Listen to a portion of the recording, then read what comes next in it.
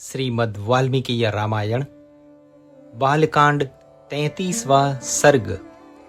राजा कुशनाभ द्वारा कन्याओं के धैर्य एवं क्षमाशीलता की प्रशंसा, ब्रह्मदत्त की उत्पत्ति तथा उनके साथ कुशनाभ की कन्याओं का विवाह। बुद्धिमान महाराज कुशनाभ का वह वचन सुनकर उन 100 कन्याओं ने पिता के चरणों में सिर रखकर प्रणाम किया और इस प्रकार कहा, राजन, सर्वत्र संचार करने वाले वायुदेव अशुभ मार्ग का अवलंबन करके हम पर बलात्कार करना चाहते थे। धर्म पर उनकी दृष्टि नहीं थी।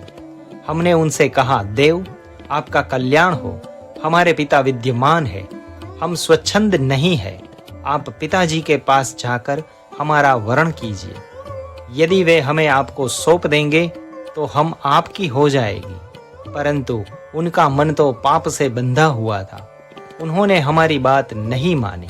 हम सब बहनें यही धर्म संगत बातें कह रही थी तो भी उन्होंने हमें गहरी चोट पहुंचाई, बिना अपराध के ही हमें पीड़ा दी। उनकी बात सुनकर परम धर्मात्मा महातेजस्वी राजा ने उन अपनी परम उत्तम 100 कन्याओं को इस प्रकार उत्तर दिया, पुत्रियों, क्षमाशील महापुरुष ही जिसे कर सकते हैं वही क्षमा तुमने भी की है। यह तुम लोगों के द्वारा महान कार्य संपन्न हुआ है। तुम सबने एक मत होकर जो मेरे कुल की मर्यादा पर ही दृष्टि रखी है, काम भाव को अपने मन में स्थान नहीं दिया है, यह भी तुमने बहुत बड़ा काम किया है। स्त्री हो या पुरुष, उसके लिए क्षमा ही आभूषण है। पुत्रियों, तुम सब लोगों में समान रूप से जैसी क्षमा या सहिष्णुता है, वह विशेषतः देवताओं के लिए भी दुष्कर ही है।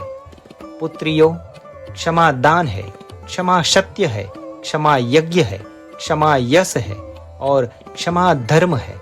क्षमा पर भी यह संपूर्ण जगत टिका हुआ है। ककुत्स कुलनंदन श्री राम, देवतुल्य पराक्रमी राजा कुशनाभ ने कन्याओं से ऐसा कहकर उन्हें अतःपुर में जाने की आज्ञा दे दी और मंत्रणा के तत्व को जानने वाले उन नरेश ने स्वयं मंत्रियों के साथ बैठकर कन्याओं के विवाह के विषय में विचार आरंभ किया। विचारणीय विषय यह था कि किस देश में, किस समय और किस सुयोग्य वर के साथ उनका विवाह किया जाए।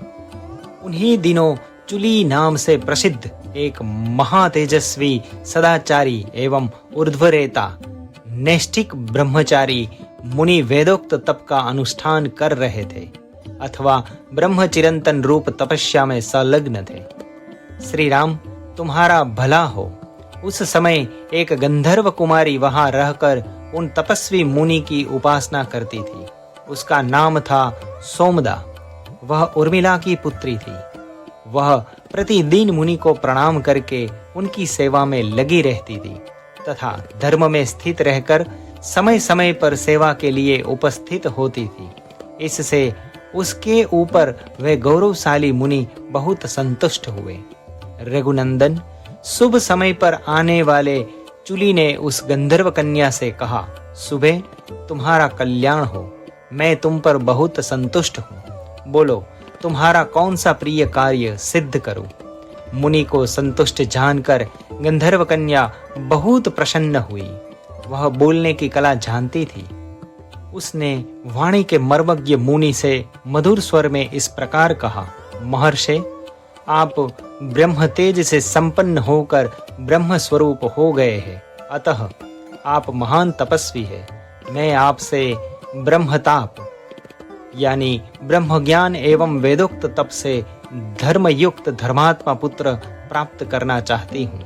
मुने, आपका भला हो। मेरे कोई पति नहीं है। मैं न तो किसी की पत्नी हुई हूँ और न आगे होऊंगी। आपकी सेवा में आई हूँ।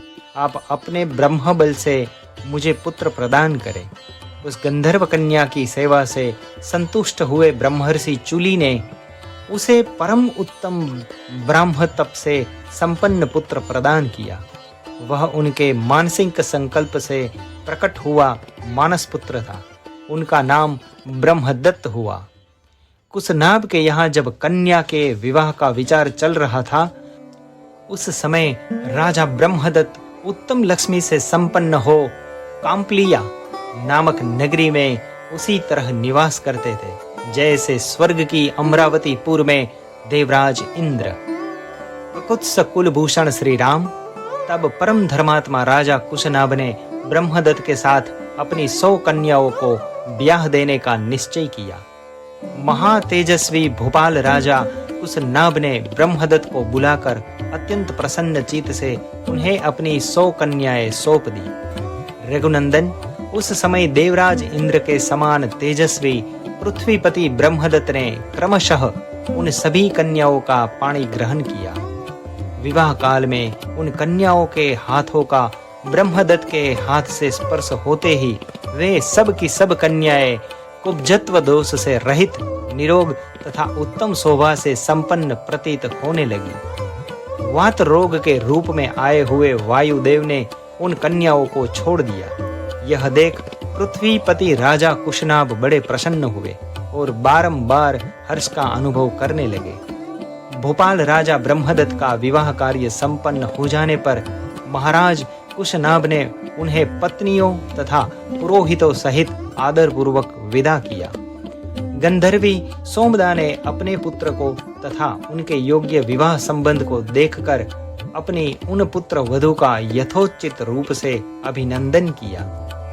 उसने एक एक करके उन सभी राजकन्याओं को हृदय से लगाया और महाराज कुशनाभ की सराहना करके वहां से प्रस्थान किया। इसी प्रकार श्री वाल्मीकि निर्मित आर्ष रामायण आदि काव्य के बालकांड में 33वां सर्ग पूरा हुआ।